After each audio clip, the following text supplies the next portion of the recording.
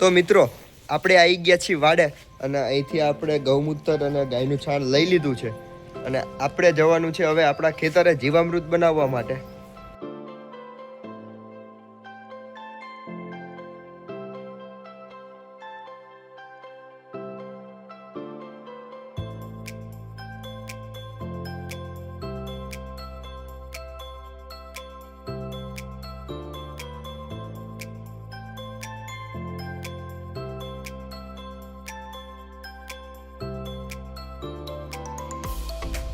આપણા ઇલેક્ટ્રિશિયન દાદા બહાર ઊભા સબમર્સિબલ બોટલને હરખી કરે છે.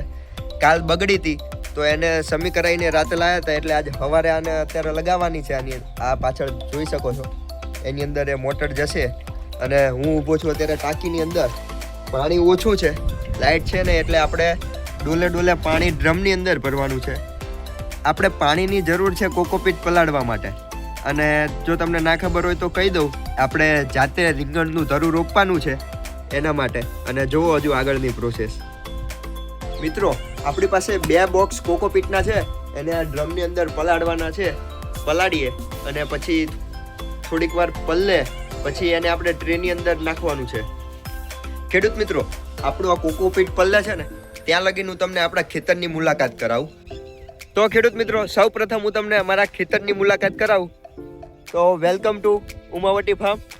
આપણે અહીંયા છે ને પ્લેટ પડી છે અને ટ્રાયકોડરમાં વિરાઇડ છે અને સુડોમોનાસ છે અને એની સાઈડમાં ગૌમૂત્ર છે અને ગાયનું છાણ છે. આપણે અત્યારે રીંગણીનું ધરું નાખવાનું છે ઉનાળા માટે. આપણે આ ઘઉં નીકળી જશે ને પછી આ ખેતરની અંદર આપણે રીંગણીનું ધરું નાખવાનું છે. એની માટે આપણે અત્યારે તૈયારી કરવાની છે. એ છે ટ્રેક્ટર છે આપણું. મિત્રો આ છે આપણે એરંડાના ફૂતરા છે. આપણી પાસે આ મશીન છે, એની અંદર એરંડા ફૂંકાશે પછી કાઢશું એટલે એક સાઈડ એરંડા અલગ થશે અને એક સાઈડ આ રીતે ફોતરી અલગ થશે. આપણે અહીંયા ખડું કરેલું છે અત્યારે એરંડા માટેનું. આપણી ઓયડી છે એની અંદર અત્યારે મજૂર રહે છે, દાદા છે. અને આ પાછળ ખેતર રહ્યું એ દાદાના ભાઈનું છે. અને આ તમને રીંગણી માટેનું કીધું અત્યારે એ ખેતર અમારું છે. અને આપણે અહીંયા આગળ કોકોપીટ પલાળેલું છે. અને જે જૂના વિડીયો જોવે છે એ આ બંને દાદાને ઓળખે છે. આપણા ઇલેક્ટ્રિશિયન દાદા છે, દાદાના ભાઈ છે, જે અત્યારે સબમર્સિબલ મોટર બળી હતી તેને સરખી કરે છે. અને પાછી આપણે પાછળ તમે જોઈ શકો છો એની અંદર આપણે પાછી ફિટ કરવાની છે. અને આ દાદા આપણે ભાગ્યું રાખેલું છે. આપણે અહીંયા એક કૂવો છે, બહુ જૂનો છે. અને તેની સામે આપણે કુંડી છે અને એની બાજુમાં બોર છે. આપણે ઉનાળાની અંદર પણ પાણીની ફૂલ સગવડ છે, એટલે આપણે જો ઉનાળુ ડાંગર કરવી હોય ને તો પણ થઈ શકે છે.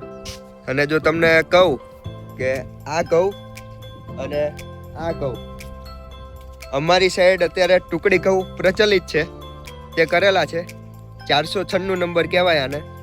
આપણો આ બોર છે ને એનું આપણે અંદર પાણી માપવાનું છે. કેટલા ફૂટે આપણે પાણી છે, અંદાજો તો એમ છે કે 30 ફૂટ ઉપર પાણી હશે. આપણે કુલ આ 200 ફૂટનો બોર છે. આપણે 30 ફૂટનું કહેતા હતા, પરંતુ આપણે અહીંથી માપેલું છે એટલે 13 ફૂટ આવ્યું છે. એમાંથી આ 2 ફૂટનું કાઢી નાખો એટલે જમીન લેવલ પ્રમાણે 11 ફૂટનું આપણે પાણી આવેલું છે. અને હજુ પણ આપણે આ કૂવો છે ને એમાં લાગે છે એટલું જ પાણી છે. અહીંયા માપે છે દોરી વડે. આ પણ 13 થયું એટલે બંને સમાન લેવલની અંદર છે.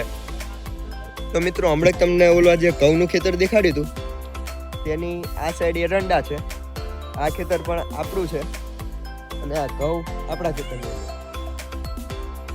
પછી આપણે અહીંયા સાઈડમાં થોડુંક રજકોને નાખેલું હતું. અને આ સામે ઝટકા મશીન છે અને અંદર એરંડા છે. ઝટકાની લીધે આપણને ઘણો બધો ફેર પડે છે.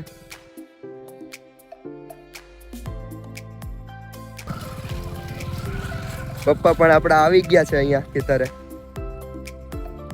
જો હજુ પણ આપણે ઝટકા જે દિવસના લગાયા હતા જુગાડો રીતે એમને એમ છે, કાંઈ બગડ્યા નથી, કાંઈ ખોટ નથી આવી.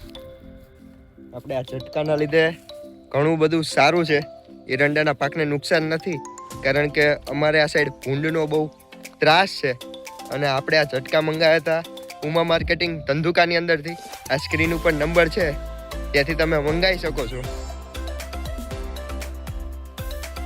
ને આપણે અહીંયા સુરતન દાદાની ડેરી છે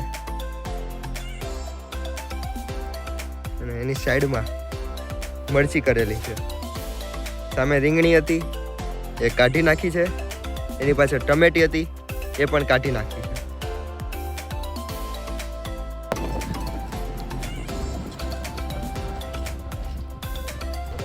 હું અને દાદા અહીંયા રીંગણીનું બિયામું આ ટ્રેની અંદર ભર્યા છે.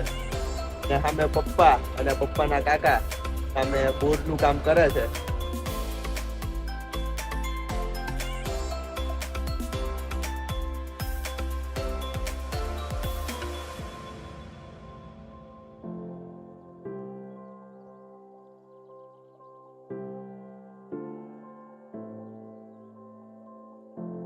તો મિત્રો આપણે અહીંયા જીવામૃત બનાવી દીધું છે. આપણો આજનો વિડીયો અહીંયા જ પૂરો થાય છે. મળીએ પાછા નવા વિડીયોની અંદર. જય જવાન જય કિસાન.